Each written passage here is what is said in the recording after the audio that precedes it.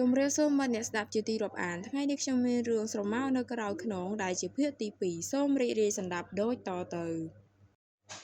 ពន្លឺព្រះអាទិត្យរះពីព្រលឹមដែលជះចូលមកតាមចន្លោះវាំងនូនមិនបានធ្វើឲ្យអារម្មណ៍របស់រទ្ធីស្រស់ស្រាយឡើយផ្ទុយទៅវិញភ្នែកដែលឡើងក្រហមនិងហើមបន្តិចដោយសារការមិនបានសម្រាកពេញមួយយប់បង្ហាញយ៉ាងច្បាស់ពីភាពតានតឹងដែលកំពុងផ្ទុកនៅលើតុធ្វើការរបស់គេសោដែកច្រេះនិងរូបថតសខ្មៅនោះនៅតែដាក់នៅទីនោះដដែលវាមិនមែនជាការយល់សប្តិទេរទ្ធីលើកូនសោមកពិនិត្យមើលម្ដងទៀតវាមានក្បាលមូលធំនិងមានស្នាមឆ្នោតចម្លែកដែលមើលទៅហាក់ដូចជាត្រូវបានគេធ្វើឡើងដោយដៃមិនមែនចេញពីរោងចក្រឡើយតើវាជាសោសម្រាប់ចាក់អ្វីទូខោអាវទ្វារផ្ទះឬប្រអប់អាថ៌កំបាំងណាមួយគេបានដើរសាកល្បងចាក់គ្រប់ទ្វារនិងថតទុកទាំងអស់នៅក្នុងបន្ទប់ជួលតូចមួយនេះប៉ុន្តែគ្មាននរណាដែលត្រូវជាមួយនឹងសោនេះឡើយកុំជឿលើអ្វីដែលភ្នែកអ្នកឃើញរទ្ធីសូត្រឃ្លានៅក្រោយរូបថតតិចគេចាប់ផ្ដើមពិនិត្យរូបថតនោះម្ដងទៀតដោយប្រើកញ្ចក់ពង្រីកក្នុងរូបថតដែលថតពី10ឆ្នាំមុនគេឃើញខ្លួនឯងឈរនៅមុខរបងឈើដែលមានវល្លិ៍រុំព័ទ្ធយ៉ាងក្រាស់ឃ្មឹកនៅក្រោយរបងនោះជាផ្ទះឈើពីរជាន់ដែលមានស្ថាបត្យកម្មបុរាណបន្តិចរទ្ធីព្យាយាមរំលឹកការចងចាំប៉ុន្តែអ្វីហាក់ដូចជាសន្លឹកក្រដាសសគេចាំបានត្រឹមតែថា10ឆ្នាំមុនគេទើបតែរៀនចប់ហើយបានចាប់ផ្ដើមធ្វើការជាអ្នកស៊ើបអង្កេតដំបូងប៉ុន្តែផ្ទះនៅក្នុងរូបថតនេះគេមិនមានការចងចាំសូម្បីតែបន្តិចគេបានសម្រេចចិត្តចេញពីផ្ទះដើម្បីស្វែងរកទីតាំងក្នុងរូបថតនោះរទ្ធីបានទៅជួបពូសានដែលជាអតីតប៉ូលីសចូលនិវត្តន៍និងជាអ្នកដែលធ្លាប់បង្រៀនគេពីជំនាញស៊ើបអង្កេតពូធ្លាប់ឃើញផ្ទះនេះទេរទ្ធីសួរទាំងហុចរូបថតឲ្យពូសានលើកវ៉ែនតាដាក់រួចពិនិត្យមើលរូបថតដោយយកចិត្តទុកដាក់រំពេចនោះទឹកមុខរបស់គាត់ប្រែជាស្លេកស្លាំងបន្តិចដៃដែលកាន់រូបថតចាប់ផ្ដើមញ័រគាត់ងាកមកមើលរទ្ធីដោយខ្សែភ្នែកដែលពោរពេញដោយភាពភ័យខ្លាចនិងអាណិត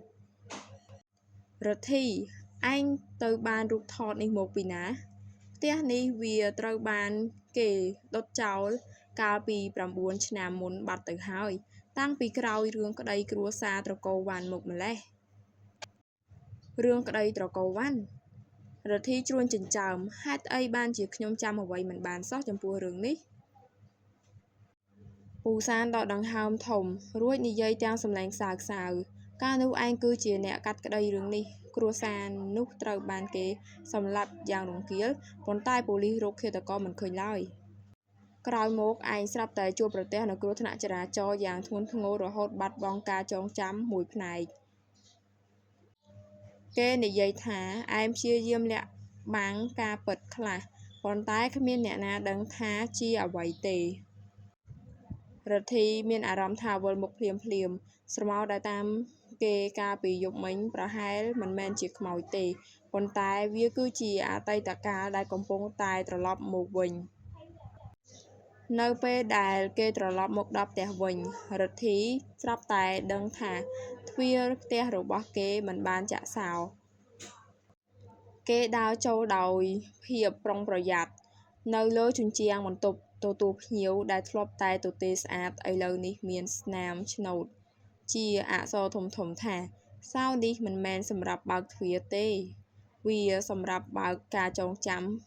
ដែលឯងបានសម្លាប់រទ្ធីឈរថ្មឹងសំឡេងខ្សឹបខ្សៀវដែលគេឮកាលពីយប់មិញចាប់ផ្ដើមលាន់លឺមក្នុងត្រចៀកគេម្ដងទៀតគេក្រឡេកទៅមើលកញ្ចក់បង្អួចម្ដងទៀតហើយលើកនេះស្រមោលខ្មៅនោះមិនបានឈរពីក្រោយគេទៀតទេប៉ុន្តែវាឈរនៅខាងក្រៅបង្អួចសម្លឹងមកគេដោយភ្នែកដែលគ្មានប្រស្រីរទ្ធីចាប់កូនសោក្នុងហោប៉ៅណែនគេដឹងថាទោះបីជាផ្ទះត្រូវបានគេដុត កំទេចចោលក៏ដោយក៏អាចកំបាំងរបស់វាប្រកាសជាត្រូវបាន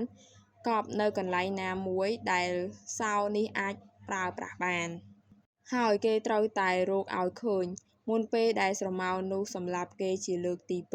2សូមអរគុណសម្រាប់ការស្ដាប់នៅភាគទី2នេះ